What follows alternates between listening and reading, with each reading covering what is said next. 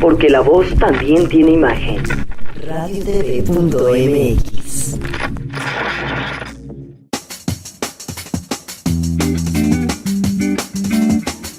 A continuación,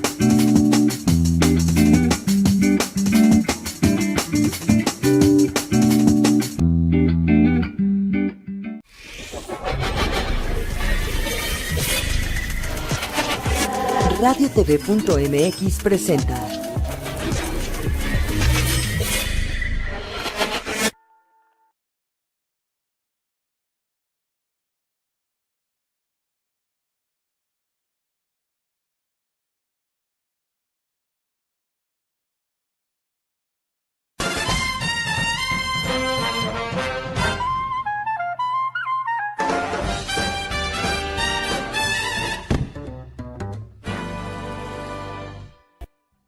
Amigos, bienvenidos nuevamente a una emisión más de su programa Menudeando. El día de hoy realmente tenemos un invitado muy especial, el que nos hace el honor de estar con nosotros, el doctor Luis Alberto Vargas. Bienvenido, doctor. Muchas gracias. El doctor nos va a platicar durante una hora todo lo que tiene que ver con la alimentación prehispánica. El tema está súper interesante, amigos. No se vayan a ningún lado. Quédense con nosotros una hora donde vamos a estar platicando de cosas muy interesantes de historia, en fin, de muchas cosas que el doctor nos va a ilustrar. Y para introducirnos un poco en el tema, doctor, hemos preparado un video. Entonces, amigos, vamos a ver un video relacionado con el tema del día de hoy. Dura muy poquito y regresando comenzamos esta interesantísima charla con el doctor Vargas. Ahorita nos vemos.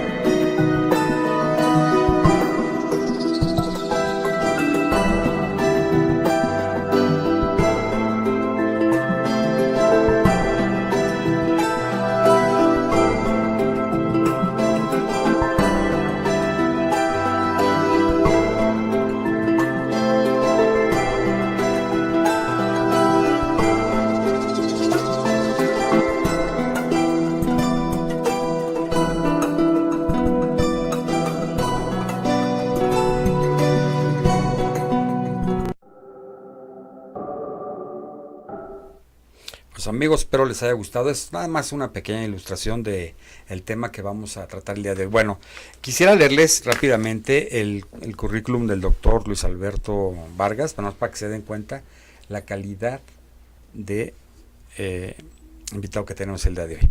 El doctor es médico cirujano por la UNAM, antropólogo físico por la Escuela Nacional de Antropología e Historia y doctor en biología especializado en antropología por la Universidad de París. Es investigador titular en el Instituto de Investigaciones Antropológicas de la Universidad Nacional Autónoma de México, del que fue director, y es miembro en el nivel 3 del Sistema Nacional de Investigadores. Pertenece a la Academia Mexicana de Ciencias, la Academia Nacional de Medicina, es nutriólogo honorario por el Colegio Mexicano de Nutriólogos y también por la Asociación Mexicana de Nutriología. Durante 5 años fungió como presidente de la Unión Internacional de Ciencias Antropológicas y Etnológicas. Fue asesor en nutrición de la Organización Panamericana de Salud. Colabora en el comité editorial de cuadernos de nutrición y de otras publicaciones científicas y de divulgación. Ha sido profesor distinguido en el Departamento de Salud de la Universidad Iberoamericana, impartiendo cursos en varias universidades norteamericanas y europeas. Es profesor de varios posgrados de la Universidad Nacional Autónoma de México. Ha dirigido 13 tesis de licenciatura, 17 de maestría, 20 de doctorado y asesorado 7 de maestría y 18 de doctorado, cuyos alumnos se han graduado, espero que con magníficos honores. Es autor de artículos científicos, capítulos de libros y por supuesto libros de su autoría y de su actividad académica. Pues doctor, después de leer este currículum no me queda más que realmente agradecerle Muchas gracias. su presencia el día de hoy con nosotros. Pues doctor, ¿cómo empezamos? ¿Qué le parece si estamos hablando, amigos, de la comida prehispánica, que nos platique cómo llegaron a saber qué efectivamente es lo que comíamos o lo comían nuestros antepasados, ¿no? Bueno, es una historia muy interesante porque yo parto de los estudios antropológicos y lo que es muy curioso es de que durante, digamos, desde la época de Sagún hasta nuestros días, lo único que hemos venido haciendo es citando lo que dice Sagún, lo que dice Bernardes Díaz del Castillo, de cómo comían, y se había hecho poca investigación. Este es un tema que había interesado muy poco a los historiadores y que sigue interesando, por desgracia, poco a los arqueólogos. Sin embargo, los datos están ahí. Vamos a pensar cómo en la casa de nosotros, de cada uno de nosotros, podríamos saber qué hemos comido. Bueno, pues en primer lugar estaría algo muy accesible, en lo cual nunca pensamos, pero que es nuestra basura. Es decir, en nuestro bote de basura hay un testimonio vivo de aquello que hemos comido. Desde el paquete donde venían envueltos los bisteces comprados en el súper, claro, las latas, las cáscaras de la naranja, los cascarones del huevo, etc. Entonces, claro, lo que se comía en el mundo prehispánico pues dejaba basura y era estudiado. Por otra parte, también recuerden ustedes que ellos tenían fundamentalmente utensilios para la cocina de barro. Entonces estos utensilios pues tienden a romperse con el uso y entonces eran enterrados o eran tirados simplemente, y en estos restos de cerámica, en lo que llamamos comúnmente los tepalcates, pues quedan restos de alimentos y es posible analizarlos. En el Instituto de Investigaciones Antropológicas tenemos un laboratorio que está haciendo esto, está estudiando, por ejemplo, lo que ha quedado pegado en un metate. Si nosotros pensamos metate, maíz, claro, pero resulta que el metate era usado con otros fines, por ejemplo, para moler cacao. Hay metates preciosos donde se ven las huellas de humo abajo, que era para mantenerlo caliente y moler ahí el cacao.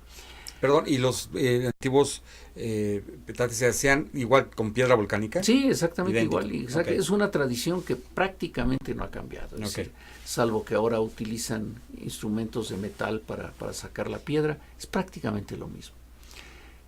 Y también tenemos que donde sacamos la comida, digamos, cerca de nuestras casas o en la milpa, pues lo que queda son las huellas de lo que hemos comido. Es decir, por ejemplo, si yo excavo una milpa antigua, lo que voy a encontrar ahí son granos de polen, granos de algo que se llama fitolitos, que son pequeñas concreciones de sílice que hacen muchas plantas y que su estudio microscópico permite identificarlos. Es decir, por ejemplo, el saber cuál es el origen, qué antigüedad tiene el maíz, es básicamente a partir de esto, del estudio de pólenes de maíz y de semillas de maíz, desde luego, restos más grandes como olotes, pero también el polen deja sus huellas y esto puede ser analizado. Entonces, por una parte tenemos los restos físicos de los productos. Déjenme darles un ejemplo que creo yo que es muy bonito del trabajo que se ha hecho en el instituto donde yo estoy, que les muestra hasta dónde se puede llegar. La leyenda, las crónicas dicen que los tlatoques, los señores, el tlatoque es el plural de tlatoani, mexicas, comían pescado fresco. pero no teníamos una sola prueba de ello. Sin embargo, el grupo del Laboratorio de Paleozoología del Instituto de Investigaciones Antropológicas, trabajando en Teotihuacán, encontró justamente los restos de pescados, los esqueletos. Y entonces, a partir del estudio de los esqueletos, uno puede pensar, por analogías con nuestro tiempo, cómo podía llegar el pescado a Teotihuacán, ¿no? Es decir, está lejos de la costa. Sin embargo, lo que pudieron encontrar mis colegas fue exactamente de qué parte de la costa venía, por el tipo de peces que son peces que se dan en una cierta región. Y los esqueletos podían estar completitos o podían estar cortados. Algunos no tenían ni cola ni cabeza y otros estaban desmenuzados. Y entonces, bueno, la solución que encontraron fue muy sencilla. Bueno, pues algunos eran traídos frescos a partir de caminos que existían en la época prehispánica, no caminos como los de ahora, caminos para personas. Recuerden que no había animales de carga. Entonces, por ejemplo, sabemos ahora... Ahora sí que al lomo y a correrle, ¿no? Y a correrle. Sí, pero correrle bonito. Sí, claro. Porque incluso, por ejemplo... Rapidito. Sí, pero rapidito, pero hay que recordar que hay que atravesar sierras y montañas. Claro. Bueno, pues resulta que los caminos estaban ahí. Son caminos con escaleras hechas de piedra. Entonces se podía subir y bajar con cierta facilidad. Hoy decimos, voy a Veracruz y entonces tengo que pasar la montaña y dar vueltas. Esos eran caminos más o menos rectos, porque sorteaban todos los obstáculos con puentes, con escaleras, etcétera. Y entonces el pescado podía llegar fresco, pero podía llegar también ya secado al sol y salado, o podía llegar, ya troceado, por decirlo así, y era consumido. Entonces, bueno, y esto está consumido, obviamente, por los nobles, ¿no? No, probablemente no, porque la cantidad de restos... Bueno, como en todo tiempo, y esto es algo que tenemos que tener muy presente al entender la comida de los tiempos prehispánicos, siempre ha habido diferencias sociales. Es decir, los señores en sus palacios, los gobernantes, los sacerdotes comían diferente a la totalidad del pueblo. Pero sin embargo había muchos alimentos que estaban accesibles más o menos para todos. Seguramente el gobernante, o los gobernantes más bien, porque parece ser que no fue uno solo, sino que coincidían 4 gobernantes en Teotihuacán al mismo tiempo, seguramente consumían igual que los sacerdotes, pero diferente a los pobres que estaban trabajando en el campo, etcétera. Claro. ¿No? Entonces tenemos esto, los restos materiales, los restos de los alimentos que se encuentran también, por ejemplo, en las ofrendas en las tumbas. Es decir, se depositaba cerámica que contenía los alimentos que le habían gustado a la persona que estaba enterrada. Entonces, bueno, trabajando esto se puede saber qué había ahí. Por ejemplo, de los datos muy espectaculares recientes, en el área maya se han estudiado vasijas y se ha podido ver que contienen sustancias que son propias del cacao. Entonces, que realmente había una ofrenda de chocolate, es decir, del chocolate líquido que se ha perdido, pero los restos quedan y eso se puede analizar en laboratorio. Entonces, ahora la arqueología ya no es nada más de ir y excavar y ver, sino hay que meterlo al laboratorio y analizarlo. En el mismo terreno, por ejemplo, en el instituto se ha trabajado, como he dicho, mucho con los metates, pero también con los comales. Entonces, en nuestra mente, comal, que ya hablaremos de ellos dentro de un rato, comal es tortilla.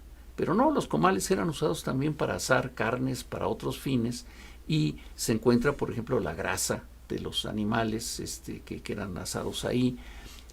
Doctor, ¿qué le parece? Con esto nos vamos rápidamente al tip del día de hoy. ¿Cómo no? Y inmediatamente regresamos con esta interesantísima charla, amigos. Ahorita nos vamos.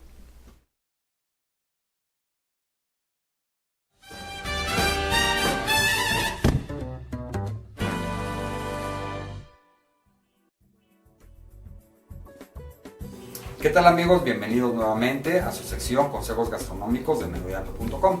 En esta ocasión les voy a enseñar a escalfar un jitomate, es decir, cómo le podemos quitar la piel a un jitomate.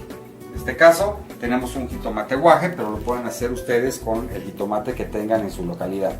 Y lo único que tenemos que hacer es, por la parte posterior, le vamos a hacer un pequeño corte en cruz.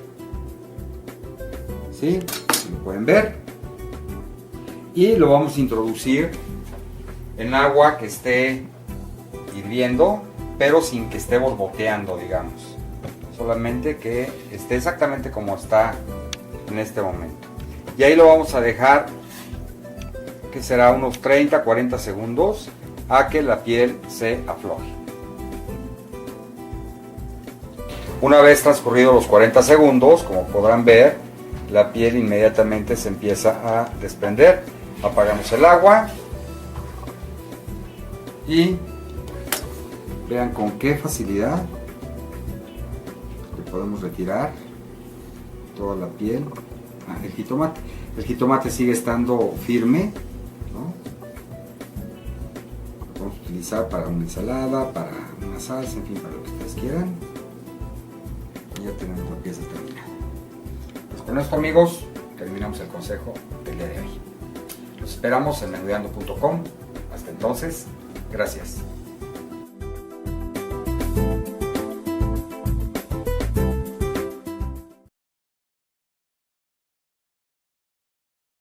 Pues amigos, seguimos con esta interesantísima conversación.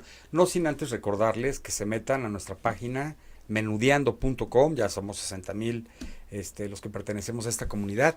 Acuérdense que hay muchísimos videos, miles de recetas. Están todos los programas de la serie Menudeando. Ustedes pueden volver a verlos. Ya tenemos más de 20 programas en esta sección. En la sección de videos, ahí se pueden meter. Y por cierto, queremos saludar el día de hoy desde Venezuela a Francis Margarita Bielma, que nos mandó ahí unos comentarios. Muchas gracias, Margarita, por tus comentarios. Pues seguimos con el doctor Vargas, con esta interesantísima plática donde nos está comentando que para saber qué comían en la época prehispánica, en la región mesoamericana, de los utensilios que utilizaban, han rescatado pues infinidad, ¿no?, de materiales que determinan exactamente qué es lo que comían. Y nos quedamos en el comal, doctor.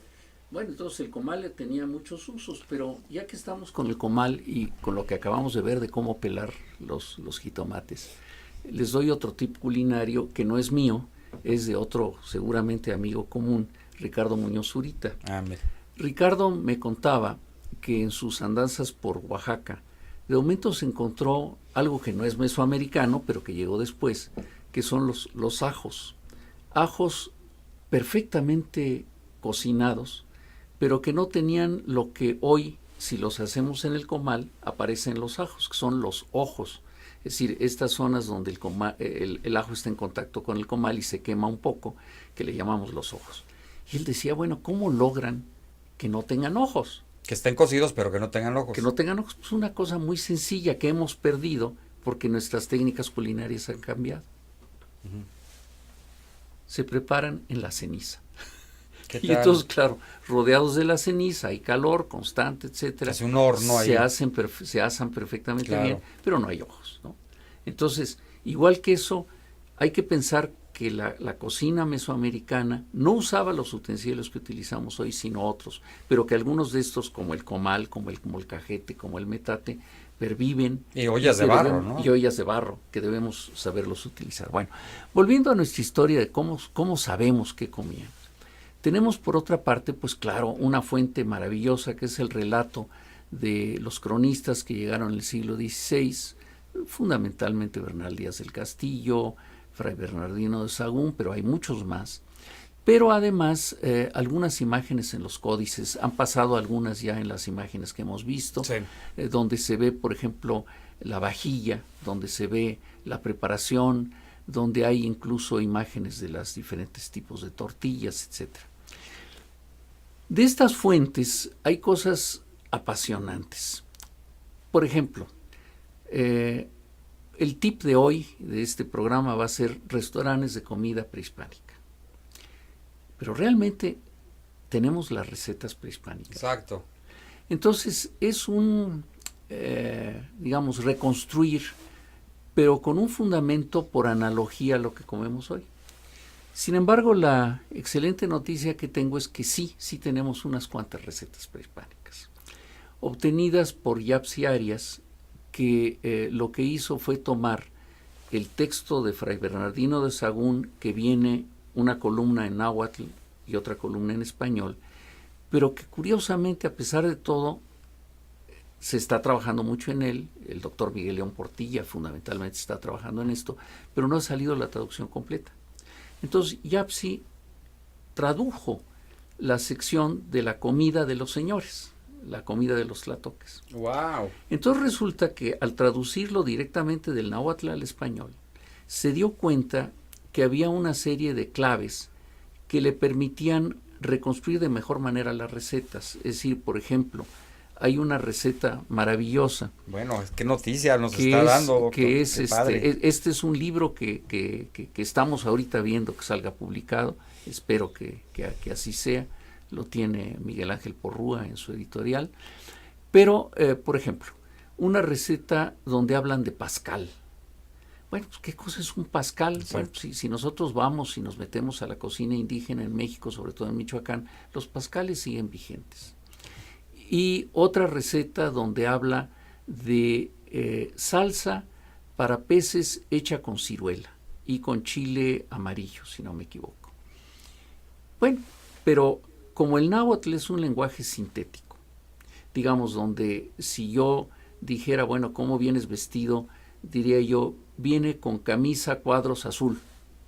Es decir, entonces la palabra misma me da la clave. Yapsi pudo reconstruir esta receta del Pascal, la receta de este salsa para pescado, y son una delicia. La salsa para pescado aprovecha un producto que hoy no usamos en nuestra cocina, prácticamente. Es decir, sí lo hay en tamales y otras cosas. La ciruela mexicana, esta ciruela amarillenta, rojiza, de hueso que grande, tiene un hueso grande, una semilla muy rico, grande. Muy cremosa la carne, ¿no? Exacto. Eso mezclado con un chile amarillo. Cristina Palacio, que es nuestra chef de cabecera, reconstruyó la receta, la preparó, y y el último platillo es una maravilla también, que ese sí lo pueden hacer ustedes en su casa con toda tranquilidad. Es muy fácil de hacer. Agua de semilla de mamey. Y uno dice, pues, ¿cómo es eso, no? Pues, Es decir, bueno, entonces es muy simple. Se toma el mamey, se le quita lo oscuro y entonces queda, digamos, lo que la gente llamaría una almendra. Se toma la semilla del mamey. La semilla del mamey. La semilla del mamey. Y ya que está pelada, que se ha quitado todo lo oscuro, esto se raspa, simplemente se raspa finamente, se pone en un sedazo, se deja toda la noche remojar, a la mañana siguiente se saca, y lo que ha salido de esa semilla del mamey, una horchata, me imagino. es como una horchata, pero una horchata verdaderamente sabor a almendrado riquísimo. ¿Usted ya la probó? Ya la hemos probado. Ah, ¿qué tal? Esto ha sido muy, muy interesante. En el examen de esta alumna maestra en antropología, Yapsi Arias, estábamos los examinadores al frente, ella examinándose, y atrás los gorros blancos de los chefs que habían preparado la degustación de las recetas que ella había encontrado. Después lo hemos hecho en el Club de Industriales, lo hemos hecho en Madrid, en la Casa de América, y hemos servido esto en varios lados, claro, apoyado siempre financieramente por alguien y con los chefs que ya conocen estas técnicas, y es verdaderamente un espectáculo servir esto, porque a la gente le llama la atención que realmente sí está tomando algo muy parecido. Y aparte es rico, porque el resultado es delicioso, ¿no? Bueno, por ejemplo, esta salsa que digo para pescado, es verdaderamente de restaurante Cordon Bleu francés, extraordinario. Y el Pascal también es riquísimo, ese es para guajolote fundamentalmente. ¿Qué tal? Bueno, entonces tenemos esta otra fuente, entonces sí sabemos cada vez más lo que se consumía en la época prehispánica. Pero ahora yo quisiera centrarme en algo que también es producto del imperialismo azteca. Es decir, cuando nosotros pensamos en Mesoamérica, lo primero que nos viene a la mente es los aztecas. Estos imperialistas que gobernaron el centro de México, que su cocina pervive porque eran el grupo dominante, como sometían, como si hoy hablamos de la cocina norteamericana. Bueno, pues sí, claro, tenemos hamburguesas y hot dogs por todos lados, aunque tengan orígenes muy diversos. Pero lo que es un descubrimiento, cuando menos para mí, es adentrarme en otras cocinas. Por ejemplo, estuvo en este programa Gloria López Morales y el grupo, que somos los mismos, pero con diferentes cachuchas, ha estudiado mucho la cocina de Michoacán.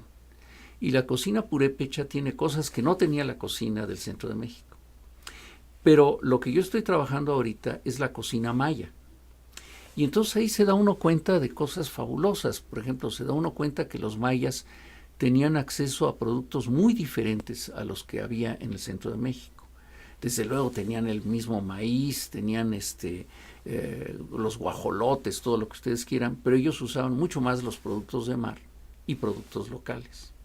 Entonces, claro, el famoso nombre muy europeizado de la península yucateca como la tierra del faisán y del venado, pues en realidad faisán sí, pero más bien eran los guajolotes silvestres, ¿no? Los que comían un animal que, por cierto, conquistó Europa. Claro. Es decir, y me imagino que, hablando de los mayas, también condimentaban de manera diferente. Condimentaban, ¿no?, de manera diferente, pero sobre todo lo que había en ellos era una vinculación muy estrecha entre mar y tierra. Es decir, como los litorales están relativamente rodeados, cercanos, claro, intercambiaban mucho producto de mar con producto de tierra. Entonces esto es una cosa que le da a la cocina de esa zona, desde tiempos antiguos, una distinción a la cocina del centro de México. Claro, y una dieta totalmente diferente de la vida diaria, ¿no? Sí.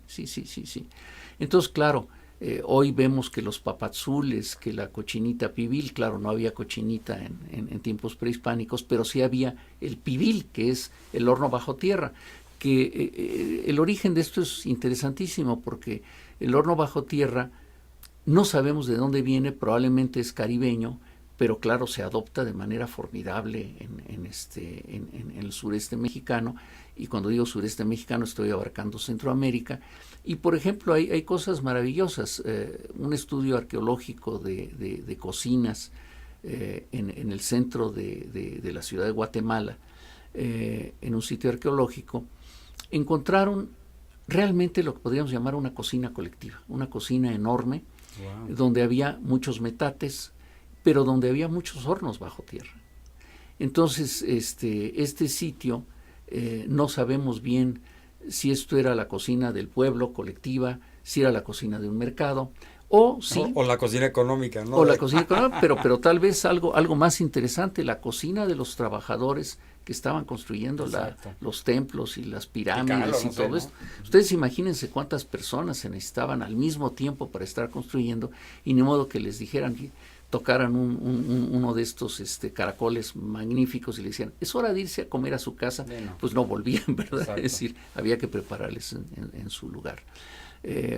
Oiga, fíjense que el otro día fue una degustación y nos dieron papazules, y nos estaban comentando que es una receta original, sin ningún cambio, sí, porque es la pepita molida con el caldo del epazote, nada más.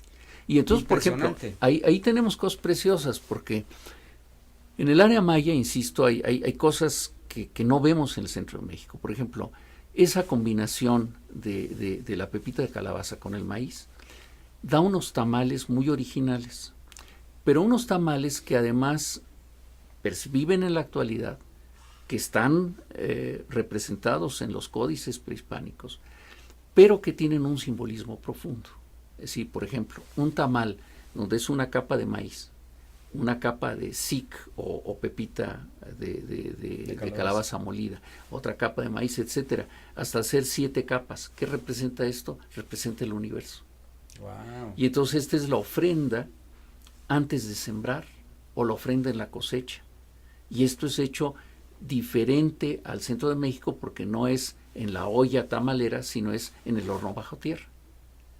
Entonces, qué interesante, doctor. Es una culinaria, técnicas totalmente diferentes, totalmente diferentes a las que usamos, claro, aquí en el centro, ¿no? O que hemos desconocido el centro. También en la cocina maya y caribeña en general había productos que aquí en el centro utilizábamos, pero no tanto. Por ejemplo, los tubérculos, las raíces o los órganos, digamos, de almacenamiento de almidón de varias plantas eran muy utilizados. Muy conocido. ¿Qué le parece si con esto de las raíces nos vamos a nuestro siguiente corte y inmediatamente que regresemos continuamos? Vamos con las raíces. Sale, perfecto. Ahorita nos vemos. Y regresamos inmediatamente con esta interesantísima conversación. Totalmente diferente a las que usamos en el centro, o que hemos desconocido el centro también. En la cocina maya y caribeña en general había productos que aquí en el centro utilizamos, pero no tanto. Por ejemplo, las raíces o los órganos, digamos, de almacenamiento de almidón de varias plantas eran muy utilizados. Muy conocido. ¿Qué le parece si con esto de las raíces nos vamos a nuestro siguiente corte y inmediatamente que regresemos? Vamos con las raíces.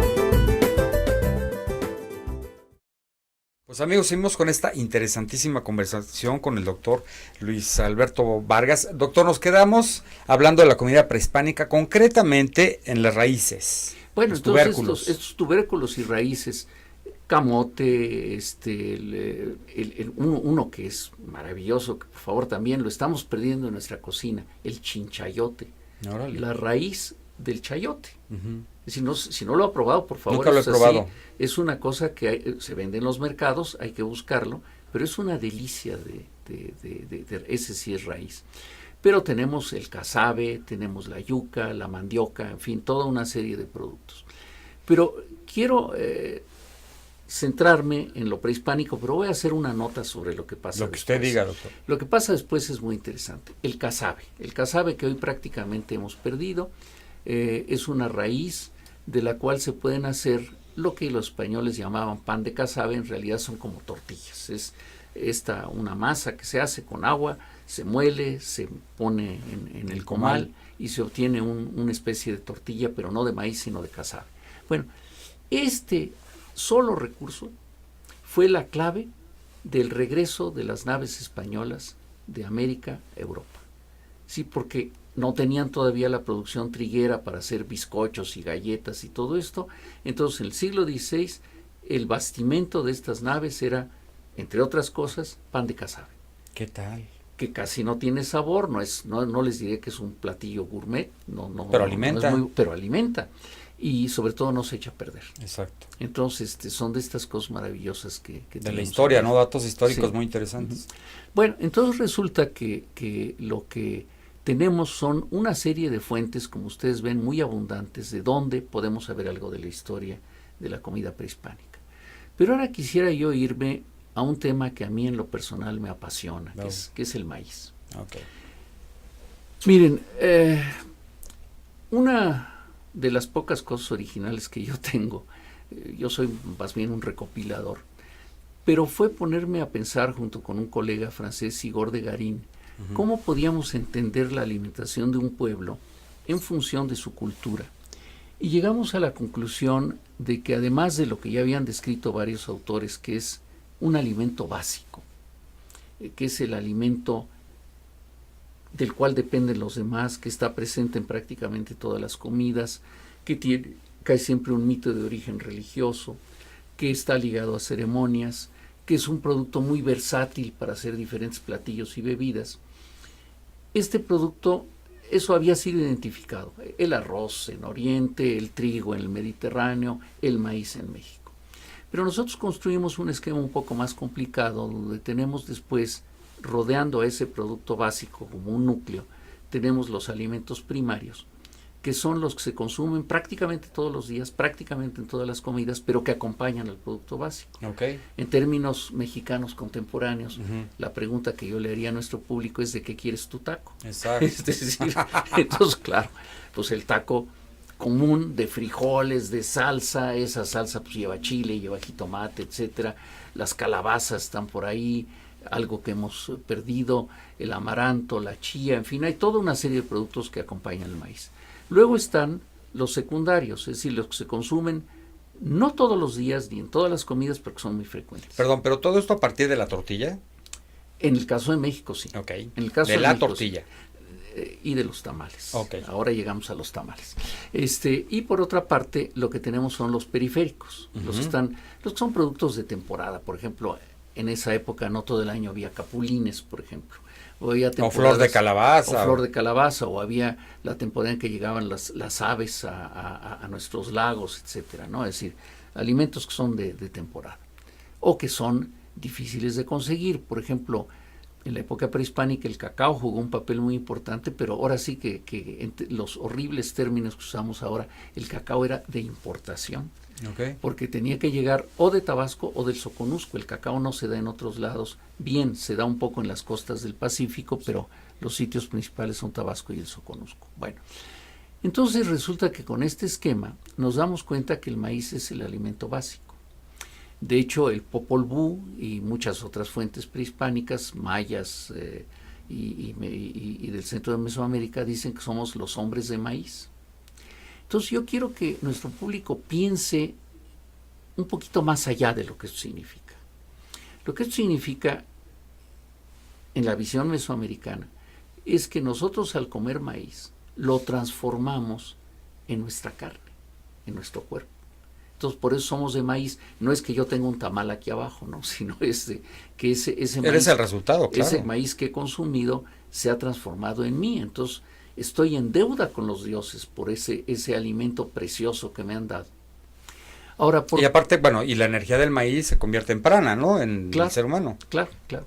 Entonces, ahora, ¿cuáles son las características que me interesa destacar del maíz? Primero. Perdón, antes de eso, doctor, ¿tenemos alguna fecha estimada desde cuándo se cultiva maíz?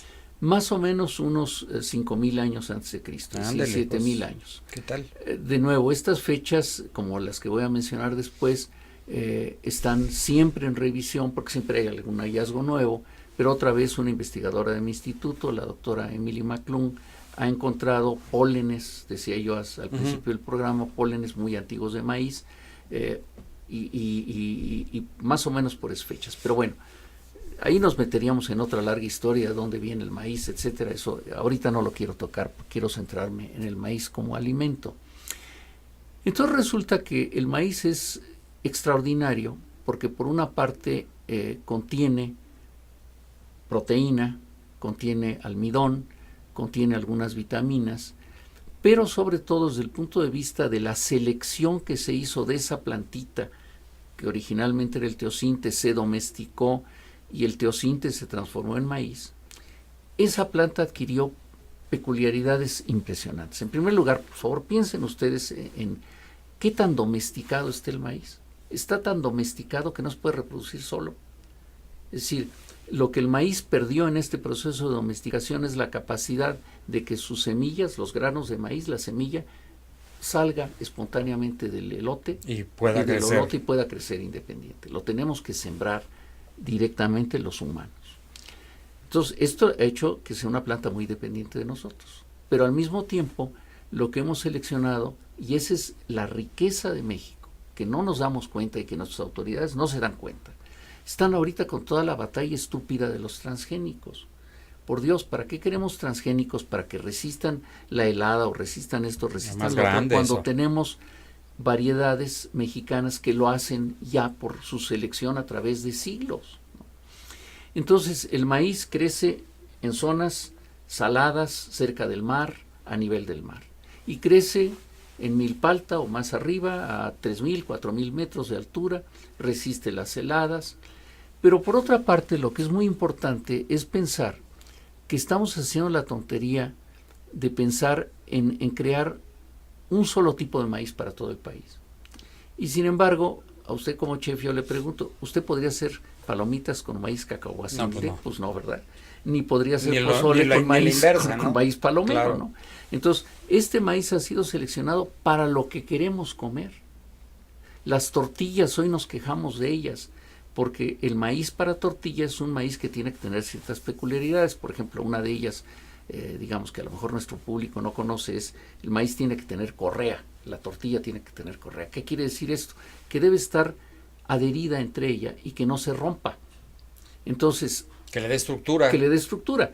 Ahora muchas veces nos hacemos un taco y acabamos con una lasaña. Exactamente. Es decir, capitas, ¿no? En cambio, por ejemplo, estamos muy acostumbrados a que los tacos sudados, por la cantidad de vapor, sí se rompan en pedazos, ¿no? Bueno, entonces, aquí viene un aspecto muy importante. El maíz es una riqueza, pero junto con el maíz hay tres cosas más de las que hay que hablar. Su técnica de cultivo. Es decir, el maíz no crece solo.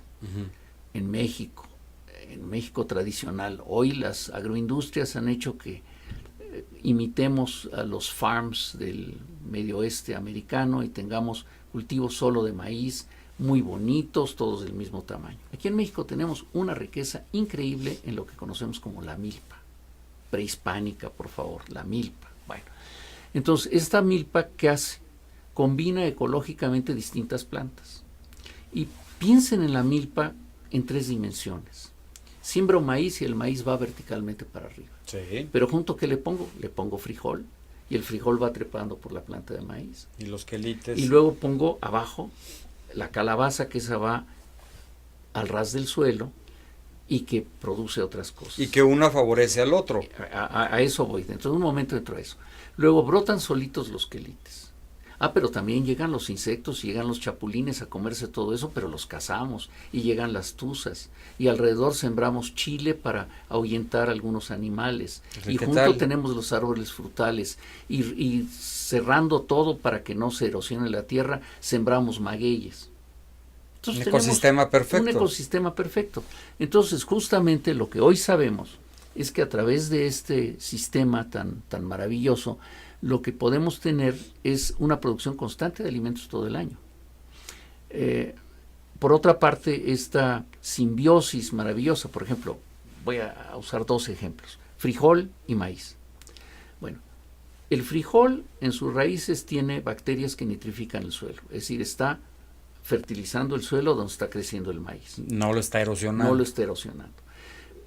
Cuando ya tenemos el frijol y el maíz, encontramos que los aminoácidos que le faltan al frijol los tiene el maíz y viceversa. Wow. Entonces, cuando nos tomamos un taco de frijol, no estamos tomando una tortilla más frijoles, sino estamos tomando un producto que en ese conjunto me está dando una cantidad muy apreciable de proteína.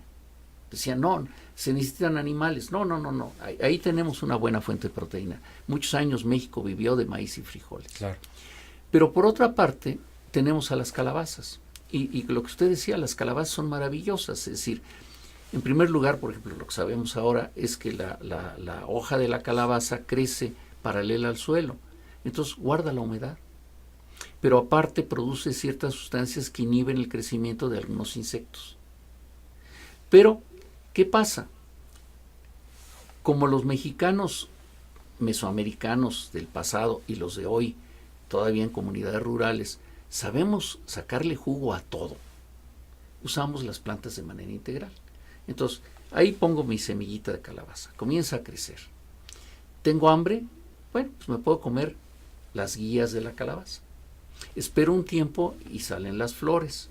Entonces, muy abusado, ya me di cuenta que hay flores macho y flores hembra. Entonces me espero a que las flores macho, su polen fertilice a las flores hembra, veo que ya está formando la calabacita, entonces las flores masculinas ya no me sirven, las corto y me las como y son riquísimas. dejo que crezcan las calabacitas. Algunas de ellas me las como tiernitas, las famosas calabacitas tiernas, otras las dejo que sigan creciendo, que se hagan las calabazas grandes, las utilizo para distintos fines, pero entre ellos en diferentes épocas. en diferentes épocas me puedo comer la pulpa de la calabaza. Disculpe que lo interrumpa, nos tenemos que ir a un mensaje, está ¿Cómo no? interesantísima la conversación. Seguimos con las calabazas, Así el es. final de la calabaza. Regresamos con las calabazas y vámonos un mensaje de nuestros patrocinadores y regresamos con esta interesantísima conversación.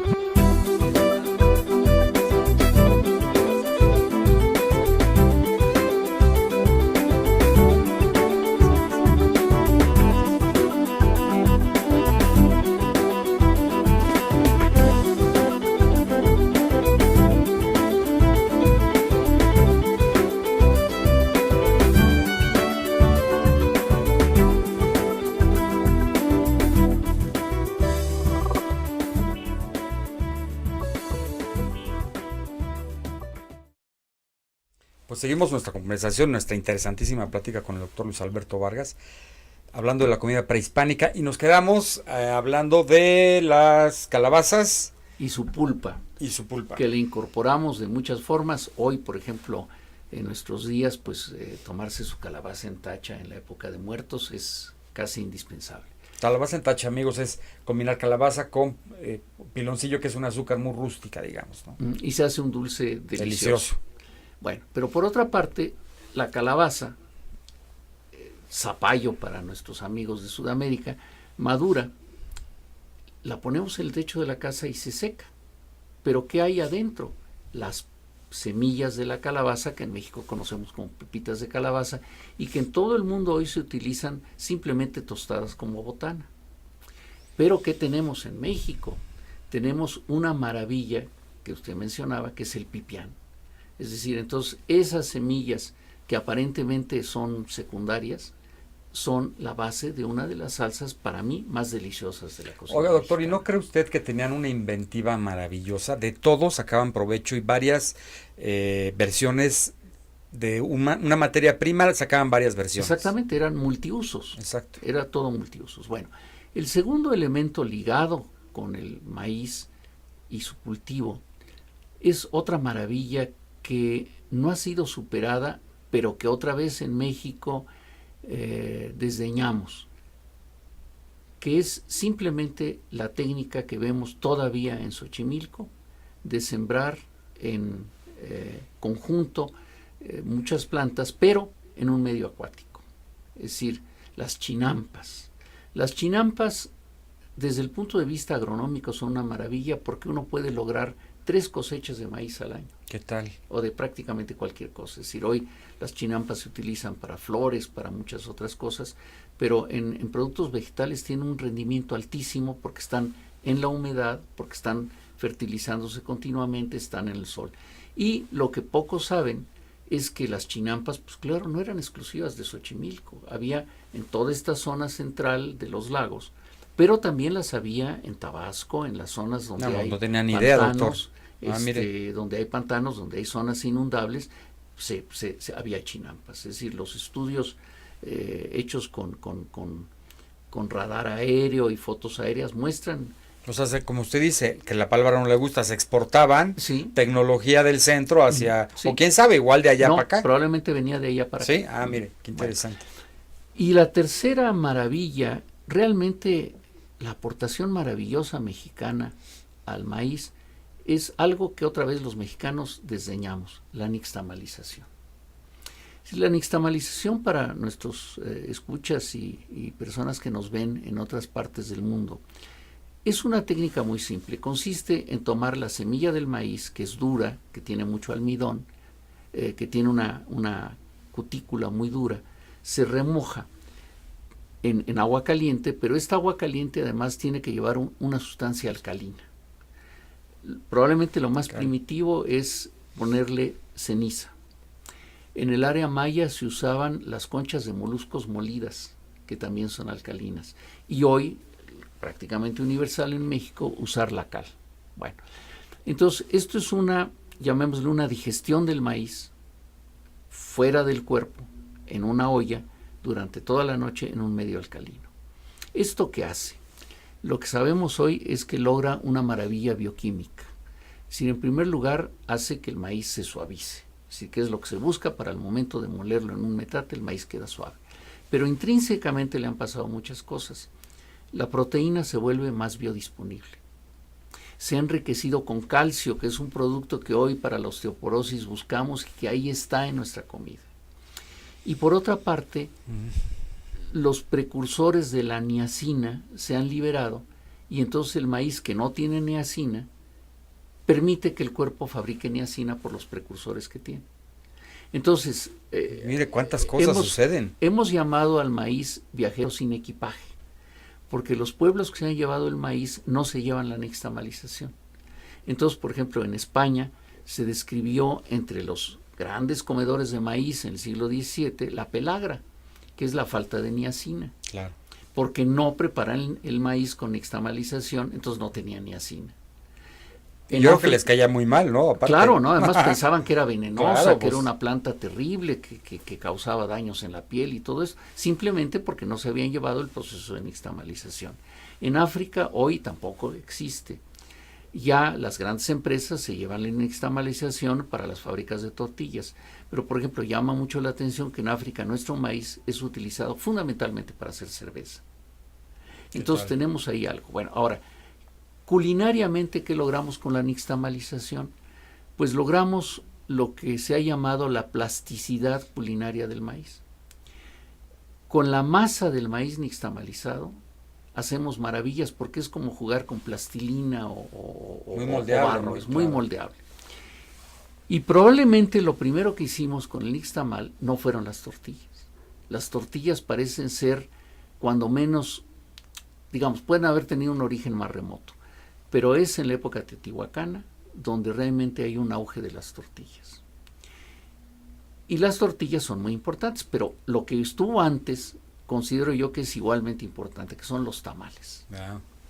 Entonces los tamales es simplemente esta masa de maíz o el maíz tierno molido, envuelto en hojas que pueden ser de varias plantas. Hoy usamos fundamentalmente la hoja de la propia maíz de lo que en términos náhuatl se llama el totomoxtle. Se cocinan al vapor, pero lo que esto da es una maravilla, un platillo con una técnica muy sencilla, muy simple, pero que se puede dar gusto y sabor muy diferente. Y muy completo, ¿no? Y muy completo. Doy un ejemplo. Quiero hacer tamales de frijol. Bueno, pues entonces puedo mezclar mi masa con el frijol molido. O puedo hacer una masa y rellenarla con frijol. Y ese frijol le puedo poner diferentes tipos de chile, o le puedo poner diferentes tipos de condimento.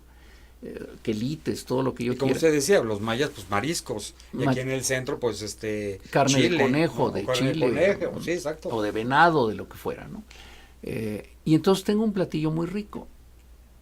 Por otra parte, esa misma masa la puedo diluir en agua y tengo entonces atoles, que es una bebida que también estamos perdiendo, pero que fue muy importante. Y tengo entendido que el atole no se endulzaba, era... Sí. Incluso le ponían chile al atole, sí, ¿no? Sí, el atole se podía condimentar de muchas maneras. Antes de iniciar la transmisión del programa, comentaba yo que en algunos talleres nuestra chef de cabecera, Cristina Palacio, nos ha ofrecido una variedad de atoles impresionante. Por ejemplo, algo que en México prácticamente no se consume es el atole de pirul. Claro. Es decir, o un atole que tiene un nombre muy curioso, atole de chaqueta, que es un atole hecho con el desperdicio de la molienda del cacao. Mire. Que claro, conserva el sabor. Claro. Y es delicioso. Es decir, y desde luego, bueno, ya las frutas mexicanas, el atole de piña, el atole de mamey, lo que ustedes quieran, son exquisiteces, ¿no? Bueno, Doctor, ¿qué le parece si nos vamos rápidamente a nuestras recomendaciones de la semana? ¿cómo no? Que en esta ocasión, amigos, vamos a hablar de restaurantes de comida prehispánica. Y tenemos dos que están en el centro y uno que está en Xochimilco. El primero es el restaurante Chom, que es del chef Faustín Rojas, que ahí venden escamoles, jabalí, gusanos de maguey, armadillo. Está en Regina número 160 en el centro.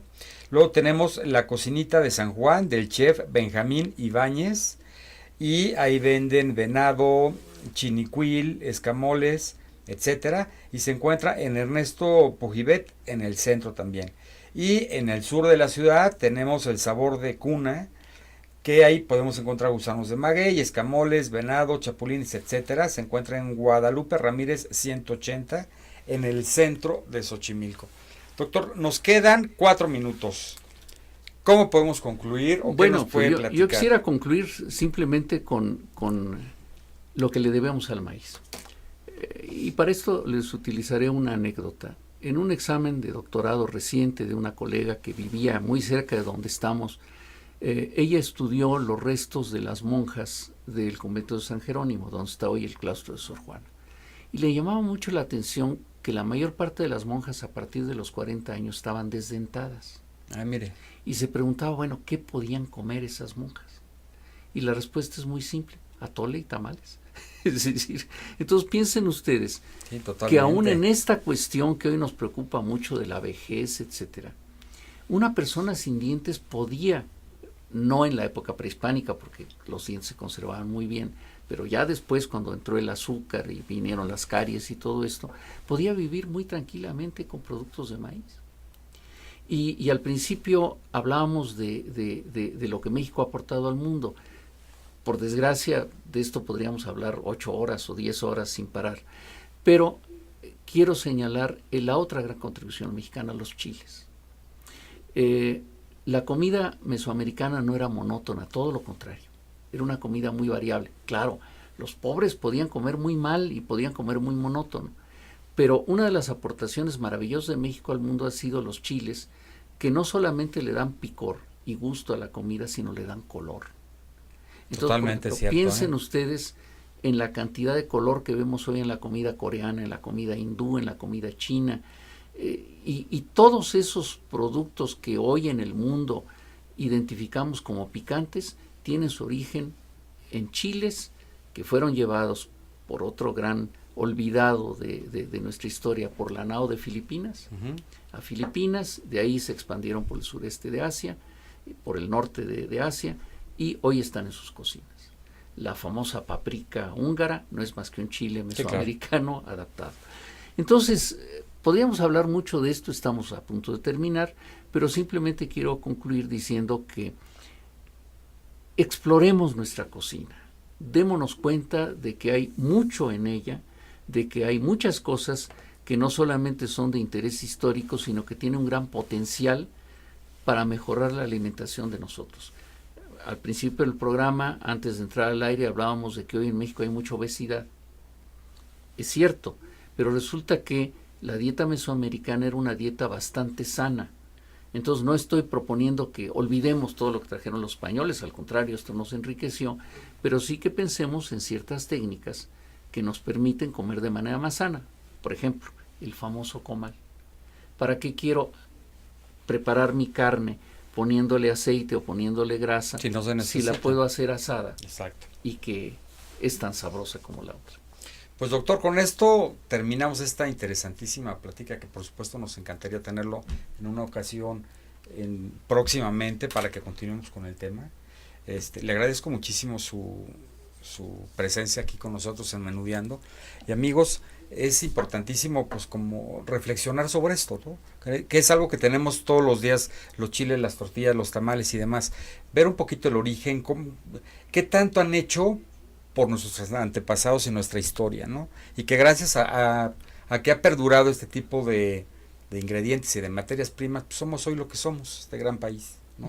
Y hay que valorarlo y hay que apreciarlo muchísimo.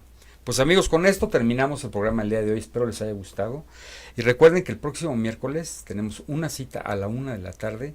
nuevamente. Hasta entonces, muchas gracias.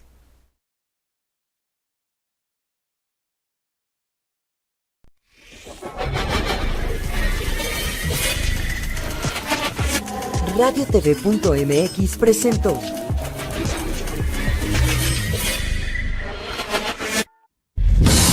RadioTV.mx. Deja que tus ojos nos escuchen.